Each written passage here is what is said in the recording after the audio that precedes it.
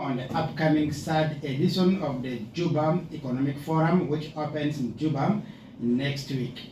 Hundreds of delegates are from across the country, including expatriates from Uganda, Kenya, Rwanda, and Ethiopia, are expected to begin arriving in Juba soon, and to begin discussing and sharing experiences on policy gaps in commercial agriculture sector, and also seek direct foreign investment in agriculture, and also the role of local actors in combating climate change.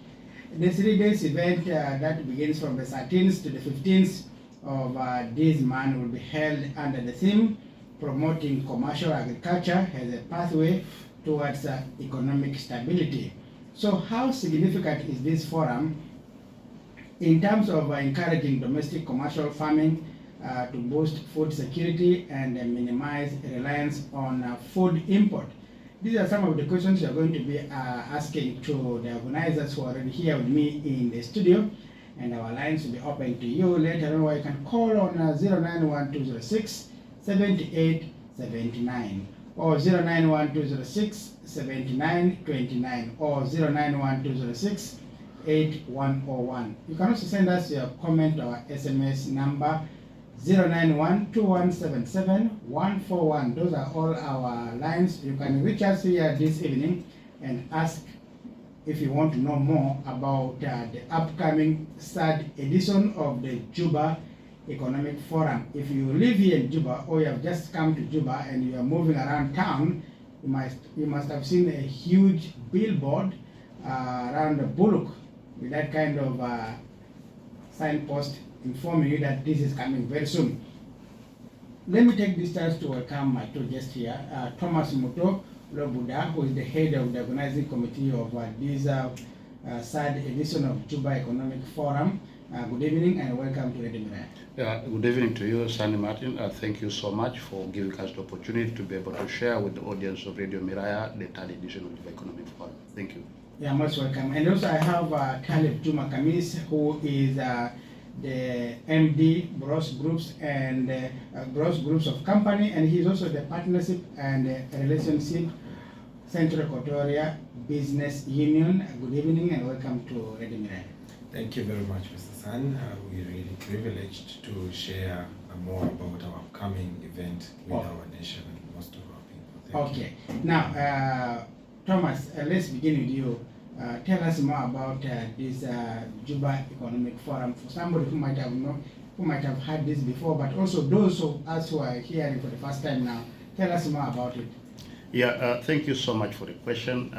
Juba Economic Forum is an initiative of Central Equatoria Business Union, which is a trade member organization. So this initiative was initiated in 2023 as a multi-stakeholders initiative that brings together the public sector, the private sector, the academic institution, and civil society to be able to brainstorm on issues of concern about our economy. So we had the first edition that was in 2023.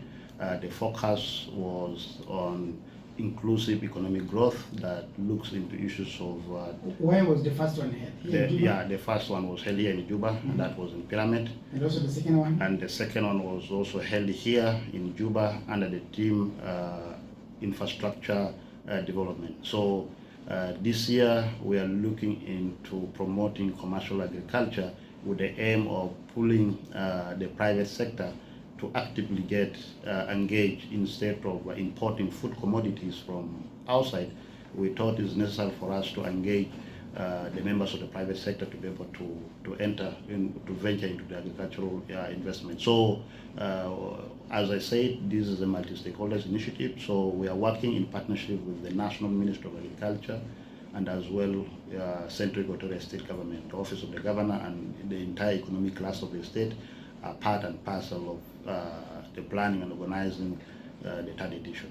Is this an annual event? Yeah, it is an annual event. It happens after every 1 year. Okay. Yeah. Now, just before we go into what's going to be discussed, could you tell us, have we realized any positive impact from the first and second edition which you held here in Juba? Yes, the first was for us as a learning step, the first edition. And of course, there were resolutions and recommendations that were passed in the first edition. And those resolutions and recommendations are institutionalized.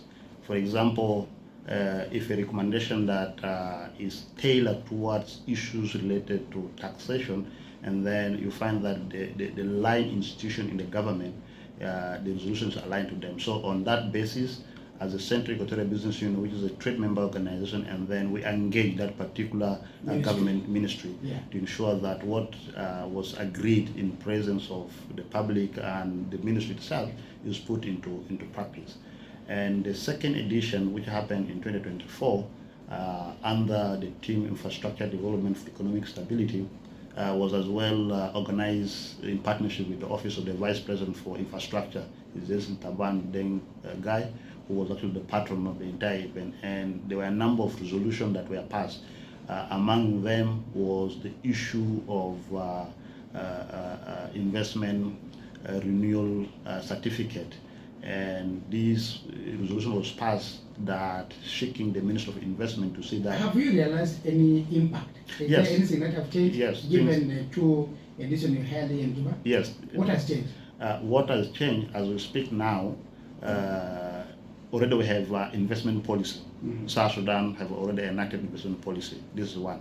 Two, South Sudan have already enacted public-private partnership policy, which were not there before.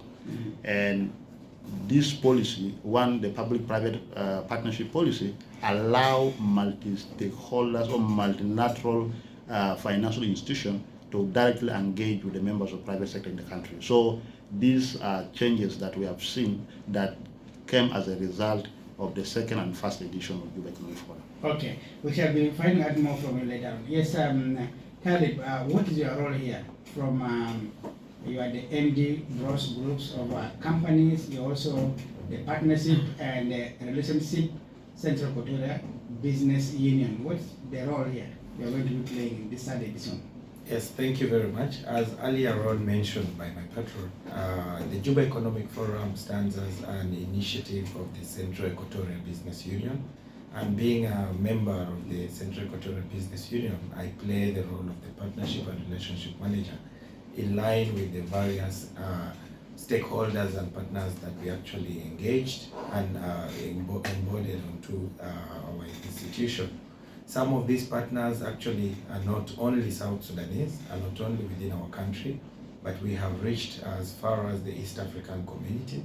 We have members, we have member partners that are part of the Central Equatorial Business Union, all the way from Kenya. We have some from Tanzania. We are also a member organization to certain organizations in China. So through our multi-stake initiatives like the Juba Economic Forum, we've gained so much exposure and enrichment in the kind of services that we've provided through the mediation processes that we've played, and our roles have been very crucial to reach to each and every one of us. So for those who really feel this Central Equatorial Business Union, through initiatives like the Juba Economic Forum, have felt touched by the resolutions that our patron just hinted currently being put into consideration, and in one way or the other have seen the dynamics and changes that we as a union are trying to create as far as supporting economic growth and development are concerned, can reach out. Through my office, I play the role of embodying and initiating the coordination between these individuals, and this is the process of how to become a member and the Central Equatorial Business Union. Okay, it seems like if I am from Warab, do I qualify to be a member in Central Equatorial? Yes, please. Central Equatorial Business Union is a member association. It's something that works within the territory of Central Equatorial State. As long as your business is located within the Central Equatorial State, you qualify to be a member, as long as it's within the Central Equatorial State territory. Okay, yes, Muto, tell us what are some of the agendas, the issues to be discussed in this third edition of Juba Economic Forum, and how many people are you expecting to come? According to our news, we are told people are going to come all over the country, and the places I mentioned like Ethiopia, Uganda, Rwanda, and many others. Thank you so much. This year's theme is promoting commercial agriculture as a pathway towards economic stability. So this is the focus of the year 2025, and we are looking into addressing three key issues. One is the policy gap, policies that promote agricultural investment, including land, and this is what we are going to look into. And secondly, we are going to look into issues related to commercial agricultural financing. You will agree with me that currently commercial banks have a limited window of giving loans, and we felt that this is going to be discussed and something should be done. And thirdly, we are looking into issues related to climate change, how local actors can actively be engaged in addressing issues related to climate change. So those are the three areas of focus that the forum is going to focus on. And regarding participation, yes, we're able to extend invitations across the country, and we have received already confirmation from Lake State, confirmation of participation from Northern Barakazal. We have received confirmation of participation from Eastern Equatoria State and Western Equatoria, and the rest probably within the week we may receive more confirmation from the rest of the state that we have extended invitation to them through the Ministry of Agriculture and Food Security. National. Yes. And then within the region, we are having participation from Ethiopia. There is an expert from Ethiopian Agricultural Transformation Institute that is coming to share with us the experience of Ethiopian agricultural transformation. So he's arriving here on Monday, and will be one of the key speakers that will share with us as a South Sudan the experience of Ethiopia as far as commercial agriculture is concerned. And we are also having participation from Tanzania. There are about 17 exhibitors who are coming to exhibit their product, the agricultural product here from Tanzania. And they are arriving here on Friday. We have participation from Rwanda, who will actually be in the panel discussion.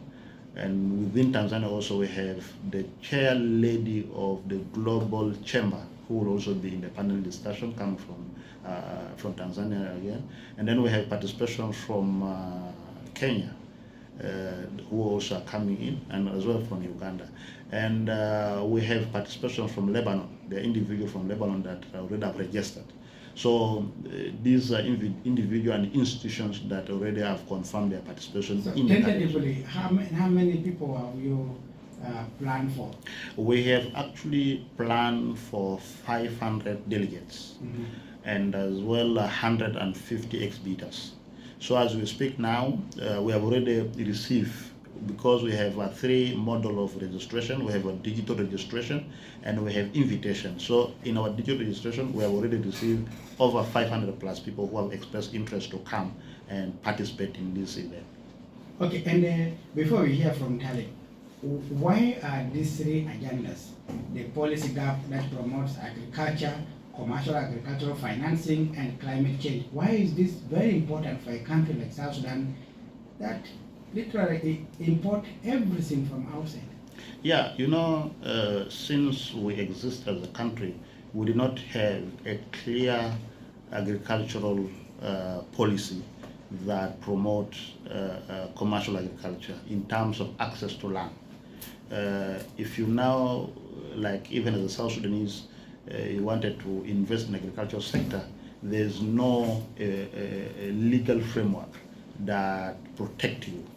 There's no a modality of how to access a land, because our policy say land belongs to the community. So you find that sometimes people find it hard to invest in the agricultural sector. So we thought for a large scale agricultural investment, so that for example, if I want to invest in another part of the country in agriculture, there must be a policy framework that directs me on engaging the access to a commercial farming. So that's why we see that is very important.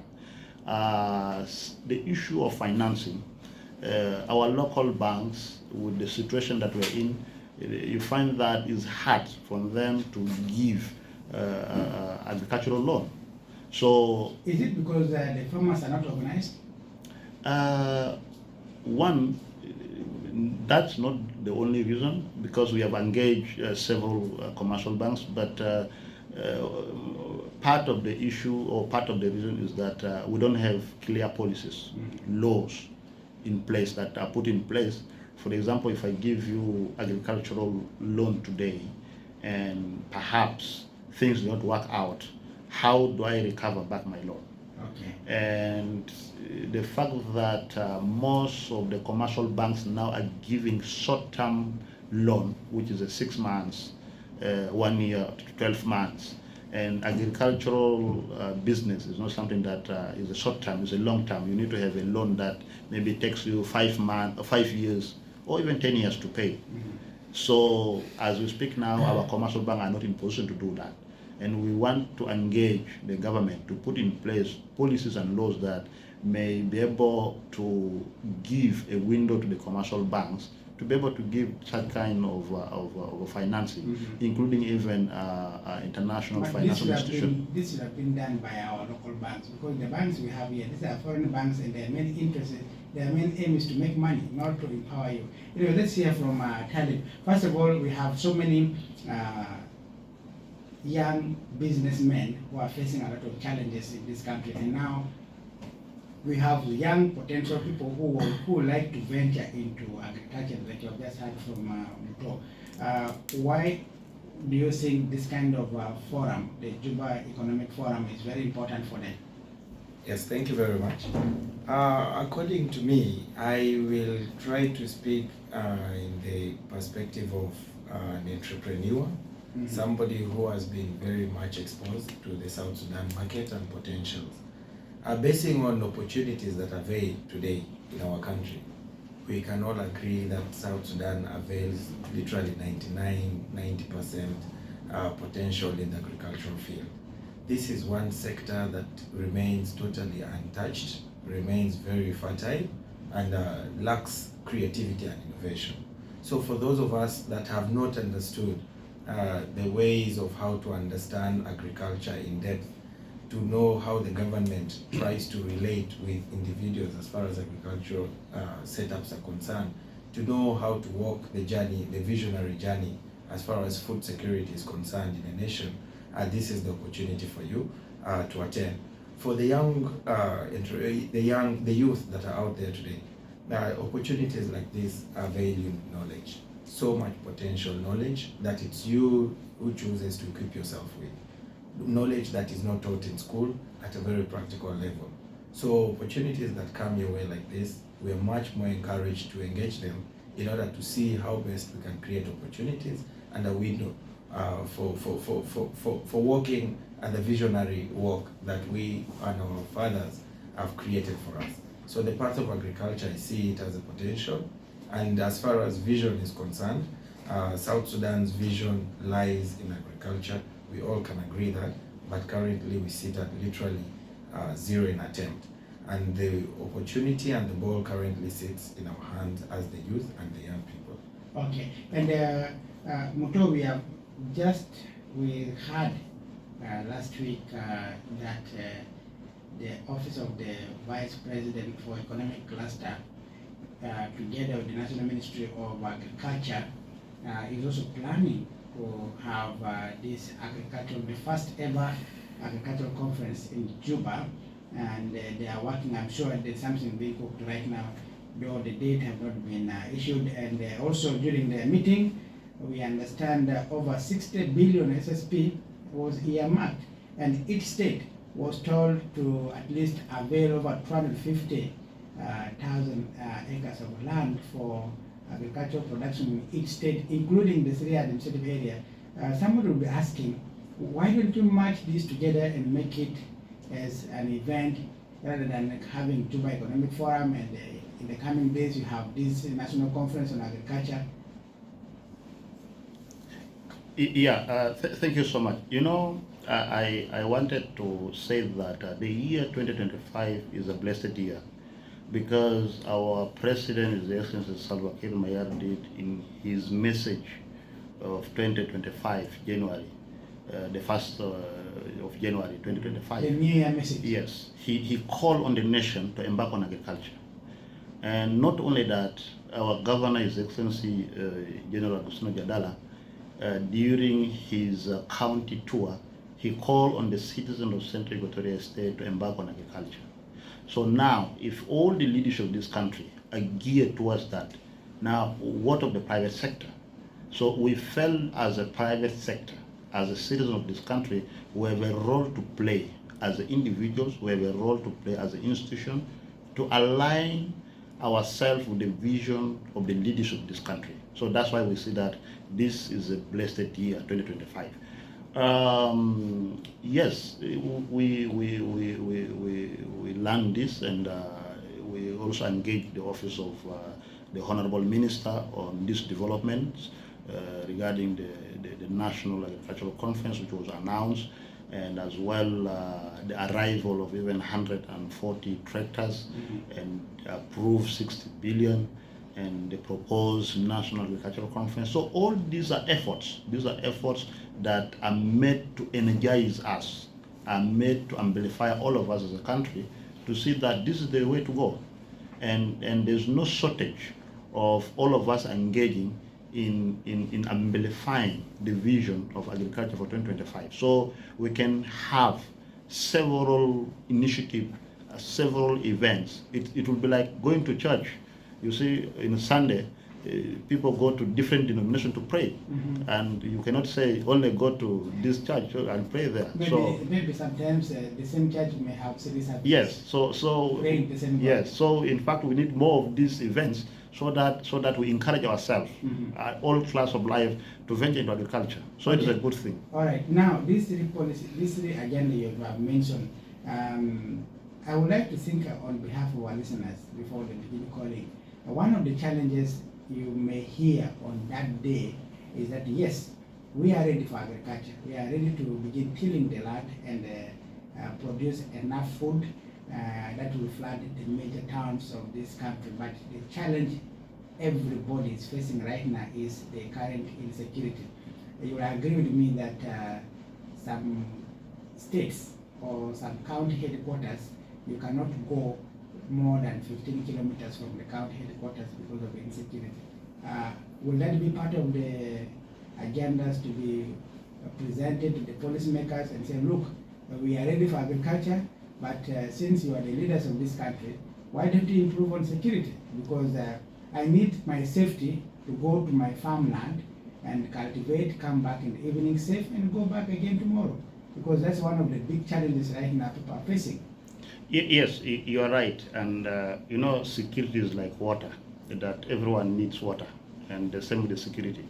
So one thing that should not hinder us, first of all, before I talk on the concern that all of us are having, is that during the liberation, I grew here in South Sudan, around 90s, we used to cultivate and even export food to Uganda. That was around 90s, up to 1994, 93, and the situation was that. So one, we need to encourage ourselves that despite whatever situation that we're in as a country, we should not sit back and say with this situation we will not do something. We need to encourage ourselves to do what we can do within our capacity as individuals or as an institution. This is one encouragement that I want to give to ourselves. Secondly, the issue of security, of course, if you want to invest or you wanted to venture into agriculture or to commercial agriculture itself, need a security guarantee even to yourself as a local farmer. So as our leadership of the country, and we are happy that we have seen a number of actors engaging our leadership to see that there's a really peace and the security is improved. And our leaders at various levels are working on that.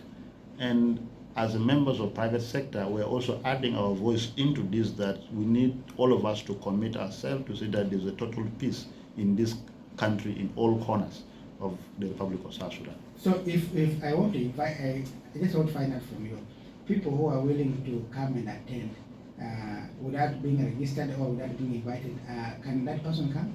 No, for logistic purpose. If I am here in Juba, for example. Yes, of course. As I said, we have a digital registration system that we have established. Both is accessible on our website. Is accessible on our Facebook. Is it still open? It's open. It's open. It's still open. It's still open up to the. How do I register? You go to our website www.sevo, which is cebu.com.ss. Okay. So once you go to our www.cebu. Yes. .com and then .ss. SS. Yeah. So you go to our website. And you follow the link. You follow the link. Okay. So where is the venue here in Juba? The venue will be at the Central Bank of South Sudan headquarters. That is the side Yei of Road. the Yei Road, yes. They call it Jendoro? Jondoro. Okay. Yeah, that's where it's going to be. All right. Yes. Our lines are now open. You can call us on 091206 7879 or 091206 7929.